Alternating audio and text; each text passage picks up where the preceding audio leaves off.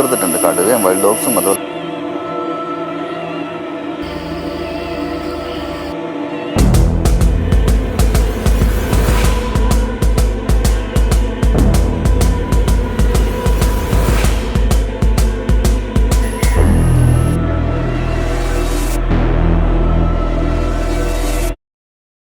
Hi hello നമസ്കാരം. KL39 പുതിയൊരു വീഡിയോയിലേക്ക് എൻ്റെ എല്ലാ കൂട്ടുകാർക്കും സ്വാഗതം.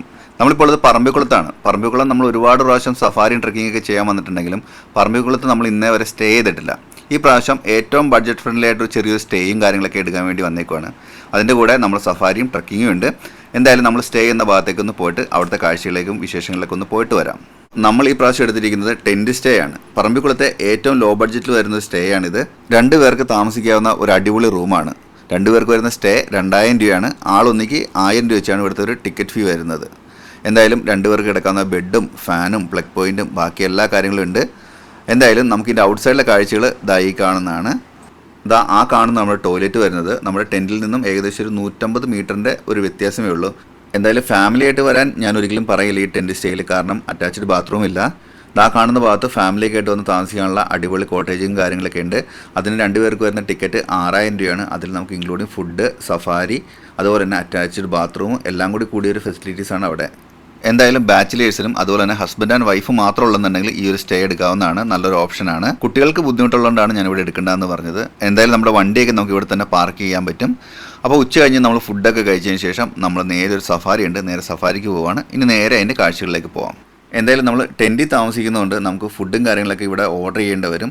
അതേപോലെ തന്നെ സഫാരിക്കാണെങ്കിൽ നമ്മൾ എക്സ്ട്രാ ടിക്കറ്റ് എടുക്കേണ്ടി വരും. അങ്ങനെ നമുക്ക് ആദ്യത്തെ സൈറ്റിംഗ് കിട്ടിയിരിക്കുന്നത് മാനുകൾ റോഡ് ക്രോസ് ചെയ്യുന്നതാണ്. അത്യാവശ്യം മഴയും കാര്യങ്ങളൊക്കെ ഉള്ളതുകൊണ്ട് തന്നെ ഉൾക്കാട്ടിൽ നിന്നും മൃഗങ്ങൾ ഓപ്പൺ പ്ലേസിലേക്ക് വരുന്നുണ്ട്. അതുകൊണ്ട് തന്നെ സഫാരിക്ക് നല്ല രീതിയിൽ സൈറ്റിംഗ് ഉണ്ട്. ഇപ്പോൾ ഇവിടെ നമ്മൾ കഴിഞ്ഞ ആഴ്ച വന്നപ്പോൾ ഇവിടെ നല്ല രീതിയിൽ ഡ്രൈ ആയിട്ട് കിടക്കുമായിരുന്നു. ഇപ്പോൾ പച്ചപ്പ് നല്ല രീതിയിലുണ്ട്, കാരണം മഴയൊക്കെ ഉള്ളതുകൊണ്ട് തന്നെ കാടിൻ്റെ പച്ചപ്പ് നല്ല ഭംഗിയായിട്ട് നമുക്കിവിടെ അറിയാൻ പറ്റുന്നുണ്ട്.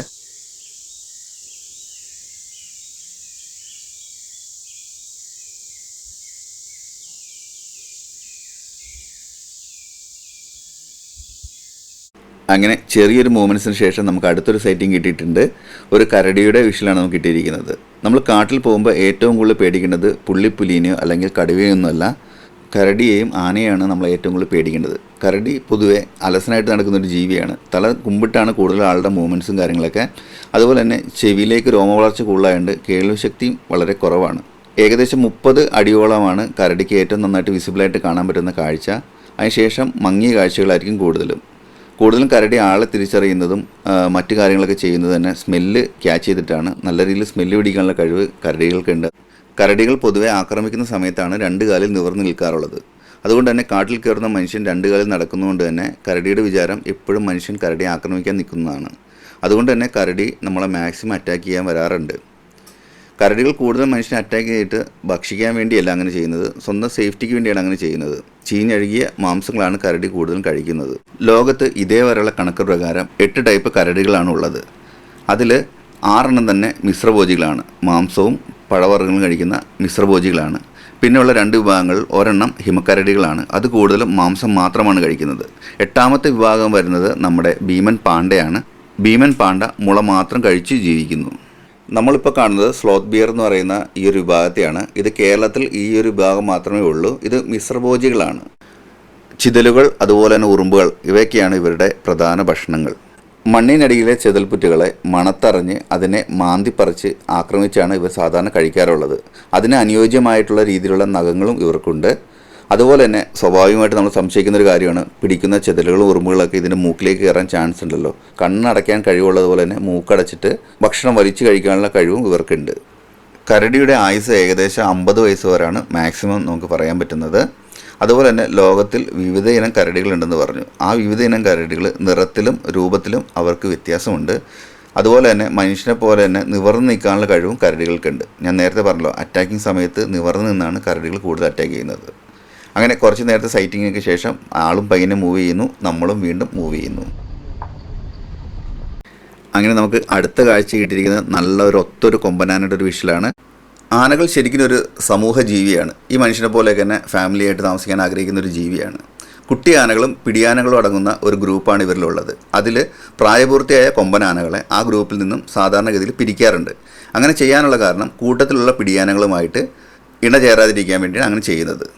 അങ്ങനെ കൂട്ടത്തിൽ നിന്നും പുറത്താക്കപ്പെട്ട കൊമ്പനാന മറ്റൊരു ഗ്രൂപ്പിൽ പോയി ജോയിൻ ചെയ്യണമെന്നുണ്ടെങ്കിൽ ആ ഗ്രൂപ്പിലെ ഏറ്റവും വലിയ കൊമ്പനാനെ ആക്രമിച്ച് കീഴ്പ്പെടുത്തിയതിന് ശേഷം മാത്രമാണ് ആ ഗ്രൂപ്പിൽ ജോയിൻ ചെയ്യാൻ പറ്റുള്ളൂ. അത് നമ്മൾ വിചാരിക്കുന്ന പോലെ അത്ര നിസ്സാരപ്പെട്ട ഒരു കാര്യമല്ല. 1-2 അറ്റംപ്റ്റിന് ശേഷമായിരിക്കാം ചിലപ്പോൾ അവർ വിജയിക്കുന്നത്. അങ്ങനെ തോൽവിയും അവഗണനയും സഹിക്കാൻ വയ്യാതെ അക്രമാസക്തനാവുന്ന നമ്മുടെ ഈ ആന കണ്ണിൽ കാണുന്ന എല്ലാ വസ്തുക്കളെയും കുത്തി നശിപ്പിച്ചിട്ട് തൻ്റെ നഷ്ടപ്പെട്ടു പോയ ആത്മവിശ്വാസം തിരിച്ചു പിടിച്ച് വീണ്ടും അടുത്ത ഗ്രൂപ്പിലെ ഒരു കൊമ്പനാനയെ തോൽപ്പിച്ചിട്ടാണ് ആ ഗ്രൂപ്പിലേക്ക് ജോയിൻ ചെയ്യുന്നത്. അതുകൊണ്ടാണ് കൂട്ടം കൂടി നടക്കുന്ന ആനയേക്കാളും കൂടുതൽ നമ്മൾ ഒറ്റയാന്മാരെ കൂടുതൽ പേടിക്കണമെന്ന് പറയുന്നത് ഈ ഒരു കാരണം കൊണ്ടാണ്. അങ്ങനെ കുറച്ച് ദൂരം മുന്നോട്ട് പോയി കഴിഞ്ഞ ശേഷം നമുക്ക് വീണ്ടും അടുത്ത സൈറ്റിംഗ് കിട്ടിയിട്ടുണ്ട്. നമ്മുടെ കാട്ടീനെയാണ് കിട്ടിയിരിക്കുന്നത്. ഇന്ത്യൻ ഗൗർ എന്നറിയപ്പെടുന്ന കാട്ടി. പല സ്ഥലങ്ങളിൽ ഇതിനെ കാട്ടുപോത്തെന്നൊക്കെയാണ് അറിയപ്പെടുമെങ്കിലും ഒഫീഷ്യലി ഇത് കാട്ടി എന്ന് പറയുന്നൊരു ആനിമലാണ്. അങ്ങനെ നമ്മൾ വീഡിയോ എടുത്തുകൊണ്ടിരിക്കുന്ന സമയത്ത് ചെറിയൊരു ഫൈറ്റിംഗ് കിട്ടി. കാട്ടുപോത്തുകൾ സാധാരണഗതിയിൽ ഫൈറ്റ് ചെയ്യുന്നത് പല കാരണങ്ങൾ കൊണ്ടാണ്. മെയിനായിട്ടും ഇങ്ങനെയുള്ള മെയിലുകൾ തമ്മിലുള്ള ഫൈറ്റ് വരാനുള്ള കാരണം തൻ്റെ കൂട്ടത്തിലുള്ള ഫീമെയിലുകളെ ആകർഷിക്കാൻ വേണ്ടിയാണ്.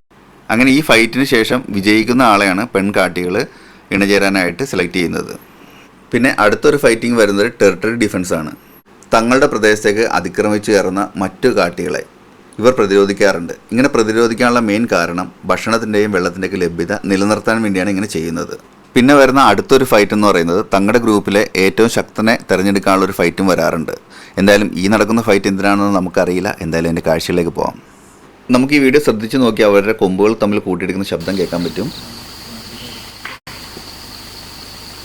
രണ്ട് സിനിമ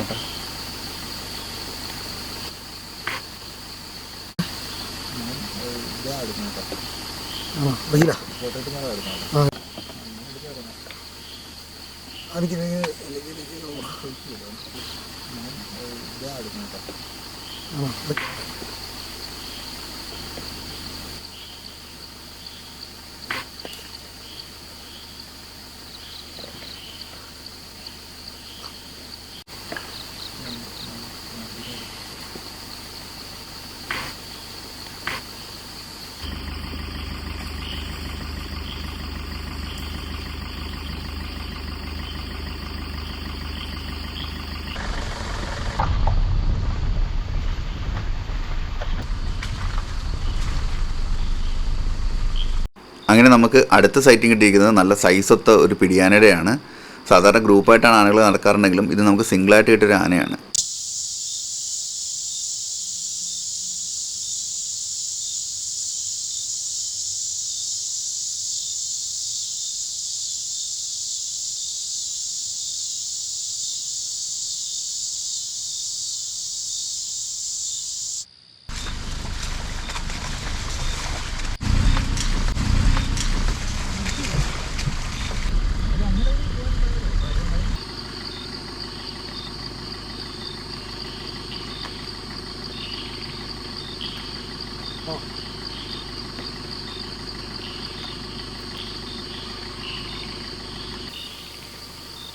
ഫ്രണ്ട്സ്, ഇത് നമ്മൾ നേരത്തെ കണ്ട കാട്ടി തന്നെയാണ്. ആ ഫൈറ്റ് ചെയ്ത കാട്ടിയുടെയൊക്കെ ആ ഗ്രൂപ്പില്ലേ, അവർ തന്നെയാണ്.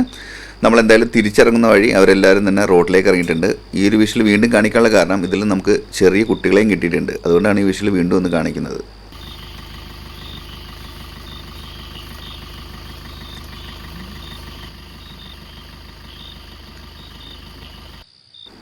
നമ്മൾ ഈ വീഡിയോ എടുക്കുന്ന സമയത്ത് കാട്ടിയുടെ കുട്ടി ജസ്റ്റ് ഒന്ന് മൂവ് ചെയ്യുന്ന കാണാൻ പറ്റും. നമ്മളവരെ ഹോൺ അടിച്ചോ അല്ലെങ്കിൽ മറ്റൊരു രീതിയിൽ അവരെ പേടിപ്പിച്ചിട്ടില്ല. കാരണം നമുക്ക് 7 മണിയായിട്ടുണ്ടെങ്കിൽ നമ്മുടെ സ്റ്റേയിലേക്ക് പോകണം.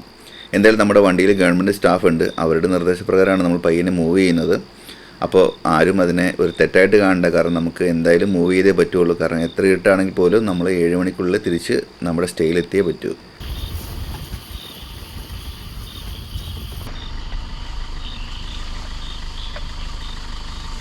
അപ്പോൾ കാട് നല്ലപോലെ ഇരുട്ട് കയറി. നമ്മൾ തിരിച്ചിറങ്ങാൻ പോവുകയാണ്. നമുക്കൊരു 7-10 അവിടെ എത്തണം.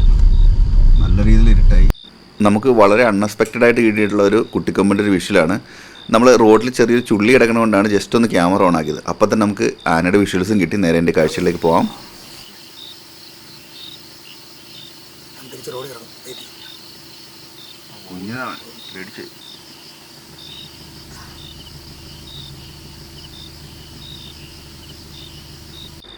എന്തായാലും ഒരുപാട് ഏജൊന്നും ഇല്ലാത്തൊരു ചെറിയൊരു കുട്ടിക്കൊമ്പനാണ്.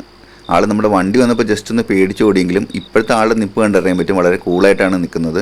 കാരണം ഇല്ലിയൊക്കെ ഒടിച്ച് കഴിക്കുന്നുണ്ട്. അതുപോലെ തന്നെ നമ്മുടെ റോട്ടിൽ നിന്നും മാറിയാണ് നിൽക്കുന്നത്. ഭയപ്പെട്ടോ അല്ലെന്നുണ്ടെങ്കിൽ അവർ നമ്മളോടുള്ള പ്രതികാരഭാവത്തിലാണെങ്കിൽ ഇതായിരിക്കില്ല ആളുടെ നിപ്പും പോസ്റ്ററൊക്കെ. എന്തായാലും കുറച്ച് നേരത്തെ വിഷ്വലൊക്കെ എടുത്തതിന് ശേഷം നമ്മൾ പയ്യനെ അവിടെ നിന്ന് മൂവ് ചെയ്യുകയാണ്.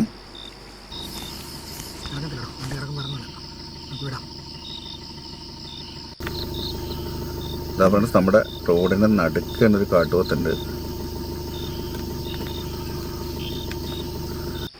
നമ്മൾ രാത്രികാലങ്ങളിൽ ഇതുപോലെ കാടുകളിലൂടെയൊക്കെ സഞ്ചരിക്കുമ്പോൾ വണ്ടിയുടെ ലൈറ്റ് ലോ ബീമിലോ ഹൈ ബീമിലോ ആണെന്നുണ്ടെങ്കിൽ അത് ചേഞ്ച് ചെയ്യാതിരിക്കുക. അപ്പോൾ ഏത് ലൈറ്റിലാണോ നമ്മൾ വരുന്നത് ആ ലൈറ്റിൽ തന്നെ നമ്മൾ മാക്സിമം പോകാൻ ശ്രമിക്കുക. കാരണം മൃഗങ്ങൾക്ക് ലൈറ്റൊക്കെ ഡിം ചെയ്യുകയാണെന്നുണ്ടെങ്കിൽ അവർക്ക് ഇറിറ്റേഷൻ ആവും. ഹോൺ അടിക്കുകയാണെങ്കിലോ വണ്ടി റേസ് ചെയ്യുകയാണെങ്കിലൊക്കെ അവർക്ക് ഇറിറ്റേഷൻ വരും.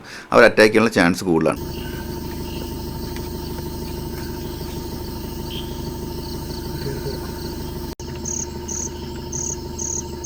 ആണ് നമ്മുടെ ടെൻറ്റ് സ്റ്റേ. അതിൻ്റെ ഫ്രണ്ടിൽ തന്നെയുള്ള മാൻകൂട്ടം കേട്ടോ.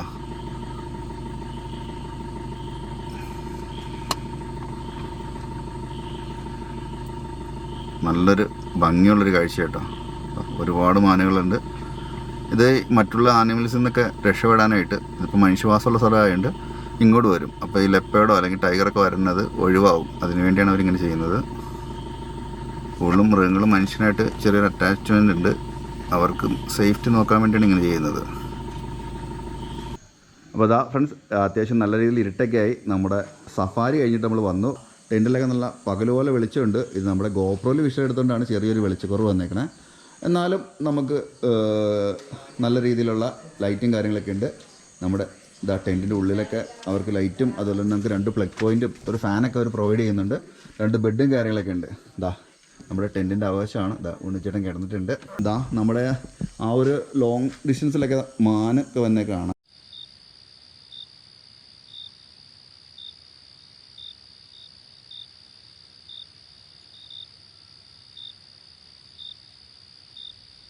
മഴയൊന്നും പെയ്താൽ നനയില്ല. മുകളിൽ റൂഫൊക്കെ ചെയ്തിട്ടുണ്ട്.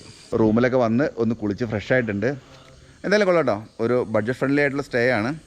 അറ്റാച്ച്ഡ് ബാത്റൂമില്ലെന്ന് മാത്രമേ ഉള്ളൂ. ബാക്കി എല്ലാ സൗകര്യങ്ങളും ഉണ്ട്. മോർണിംഗ് നമുക്ക് ഒരു 7 മണിക്ക് തന്നെ ട്രക്കിംഗ് ഉണ്ട്. ട്രക്കിങ്ങിന് പോകാം നമുക്ക്. അപ്പോൾ നാളെ കാണാം എല്ലാവർക്കും. അതാ നേരം വെളുത്തു നമ്മുടെ ടെൻറ്റിൻ്റെ ഔട്ട് സൈഡ് കാഴ്ചയാണ്. ചെറിയ മഴയും കാര്യങ്ങളൊക്കെ ഉണ്ട്.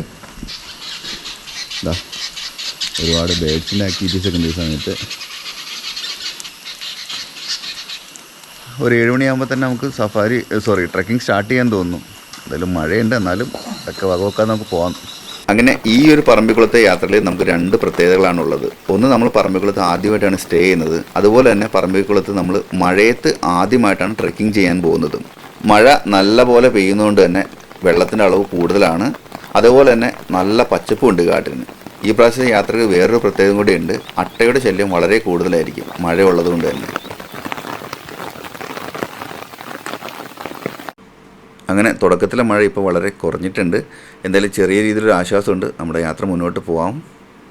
പക്മാർക്കുണ്ടല്ലേ എവിടെ ഒന്നും കാണിച്ചിട്ട്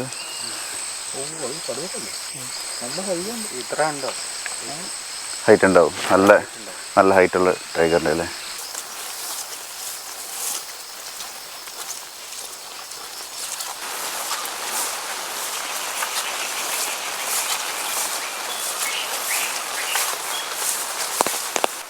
ഫ്രണ്ട്സ്, ഈ വഴി വൈൽഡ് ഡോഗ്സ് പോയിട്ടുണ്ട്. അതിൻ്റെ പക്മാർക്കാണിത്. നമുക്ക് തൊട്ട് മുന്നേ അവർ കടന്നു പോയിട്ടുണ്ട്. എന്തായാലും നമുക്ക് മുന്നോട്ട് പോയി നോക്കാം. മഴയത്തുള്ളൊരു ആദ്യ യാത്ര എന്ന് പറയാം. കാരണം വെച്ചിട്ടുണ്ടെങ്കിൽ പറമ്പിക്കുളത്ത് വന്നതിന് ശേഷം നമ്മൾ മഴയത്ത് ഒരു കാട് കയറുന്ന ആദ്യമായിട്ടാണ്. ഇത് നമ്മുടെ കാരയാണ്. നമ്മുടെ നാട്ടിലൊക്കെ ഈ മുള്ളുള്ള കാരയൊക്കെ ഉണ്ടായിട്ടില്ല. അതെ, അതാണ്. ഓരോ സ്ഥലത്ത് ഓരോ പേരാണ് പറയുന്നത്. നല്ല ഹാർഡായിട്ടുള്ളൊരു കൊമ്പാണ്. കാരണം ഈ ചിറ്റികയുടെയും അതുപോലെ തന്നെ വലിയ പണിയായുധങ്ങളിലൊക്കെ കൈക്കും ഇത് ഉപയോഗിക്കാറുണ്ട്. ഞാൻ ആദ്യമായിട്ടാണ് ഇത്രയും വലിയൊരു മരമായിട്ട് തന്നെ കാണുന്നത്. എനിക്ക് ഒരു വലിയ മരമാണ്. കാരണം കാട്ടിലായതുകൊണ്ട് ആരും ഇതിനെ വെട്ടാനോ നശിപ്പിക്കാനൊന്നും വരാത്തതുകൊണ്ട് അതിങ്ങനെ നിലനിന്ന് പോകുന്നുണ്ട്.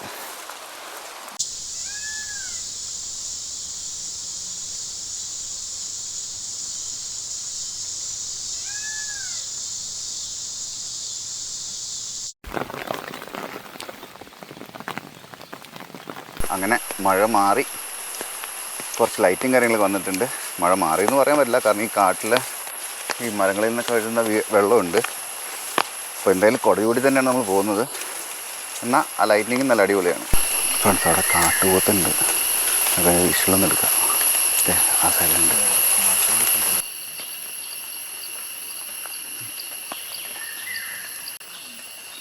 അവർ നമ്മളെ നോക്കിയിട്ടുണ്ട്. അങ്ങനെ വലിയ കാര്യമായിട്ട് പേടിയും കാര്യങ്ങളൊന്നും ഇല്ല കേട്ടോ അവർക്ക്. ഇപ്പോൾ ഓടിയിട്ടുണ്ട് ആൾ. എന്താ മേളിൽ നിന്ന് താഴോട്ട് തെന്നി ഇറങ്ങുന്നൊരു പാടാണത്. ആനയാണ്.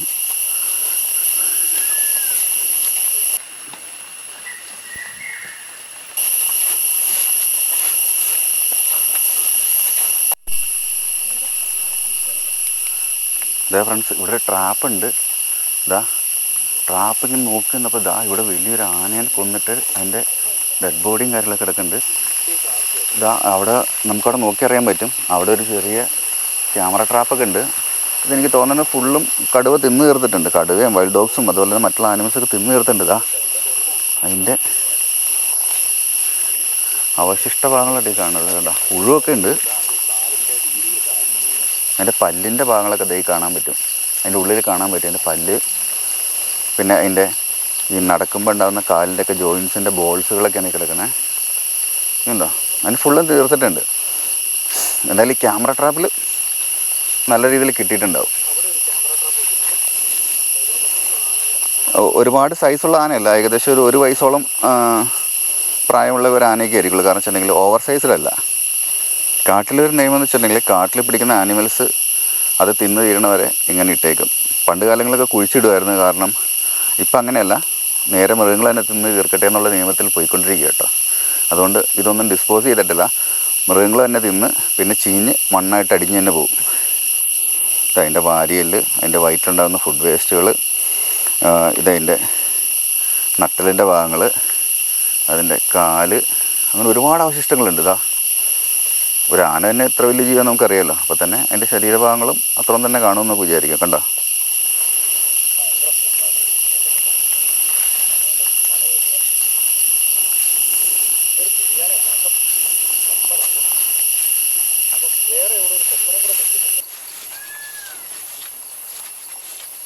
ഏകദേശം ഒരു വയസ്സോളം പ്രായമുള്ള ഒരു ഫീമെയിൽ എലിഫൻ്റാണ് അവിടെ കില്ലിങ് നടന്നിട്ടുള്ളത്.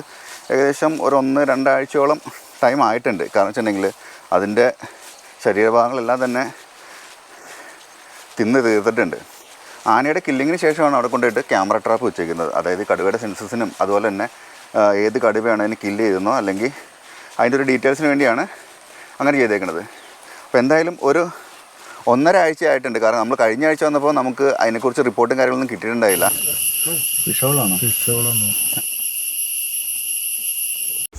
അപ്പോൾ ഫ്രണ്ട്സ്, ഇത്രയുമാണ് നമ്മുടെ വീഡിയോ എല്ലാവർക്കും ഇഷ്ടപ്പെട്ടു എന്ന് വിചാരിക്കുന്നു. നമ്മുടെ ചാനൽ ആദ്യമായിട്ട് കാണുന്നുണ്ടെങ്കിൽ നമ്മുടെ ചാനൽ ഒന്ന് സബ്സ്ക്രൈബ് ചെയ്ത് നമ്മളെ സപ്പോർട്ട് ചെയ്യുക. വീഡിയോ ഇഷ്ടപ്പെടുകയാണെങ്കിൽ ലൈക്ക് ചെയ്യുക, ഷെയർ ചെയ്യുക. നിങ്ങളുടെ വിലയേറിയ എല്ലാ നിർദ്ദേശങ്ങളും കമൻസായിട്ട് അയക്കുക. ട്രാവൽ റിലേറ്റഡ് ആയിട്ടുള്ള ഒരുപാട് വീഡിയോയും വിഷ്വൽസും നമ്മുടെ ചാനലുണ്ട്. കാണാത്തവരുണ്ടെങ്കിൽ കണ്ട് നമ്മളൊന്ന് സപ്പോർട്ട് ചെയ്യണേ. അതുപോലെ തന്നെ നമ്മൾ ഈ വീഡിയോകളെല്ലാം തന്നെ ചെയ്യുന്നത് നിയമവിരുദ്ധമായിട്ടല്ല, നിയമം അനുശാസിക്കുന്ന എല്ലാ നിബന്ധനകളും ഉൾക്കൊണ്ടിട്ടാണ് ഓരോ വീഡിയോയും ചെയ്യുന്നത്. കാടിൽ നമ്മൾ ഒരിക്കലും അതിക്രമിച്ച് കയറിയിട്ടില്ല. ഇത് പറമ്പിക്കുളത്തിൻ്റെ ടൈഗർ റിസർവിൽ നമുക്ക് കയറാനുള്ള പെർമിഷനും അതുപോലെ തന്നെ സഫാരിക്കും ട്രക്കിങ്ങിനൊക്കെ ഉള്ള അനുമതി അവരുടെ വെബ്സൈറ്റിൽ നമുക്ക് എടുക്കാവുന്നതാണ്. നിങ്ങൾക്ക് അതുപോലെ ചെയ്തിട്ട് ഇവിടെ വരാവുന്നതുമാണ്. നിങ്ങൾക്ക് ഇതുപോലെ യാത്ര വരാൻ ആഗ്രഹം ഉണ്ടെന്നുണ്ടെങ്കിൽ www.parambikulam.org എന്ന വെബ്സൈറ്റിൽ കയറിയിട്ട് നിങ്ങൾക്ക് ടിക്കറ്റും കാര്യങ്ങളൊക്കെ ബുക്ക് ചെയ്യാവുന്നതാണ്. പുതിയൊരു വീഡിയോയിൽ പുതിയ കാഴ്ചകളുമായിട്ട് കാണുന്നവരെ എല്ലാവർക്കും ബൈ.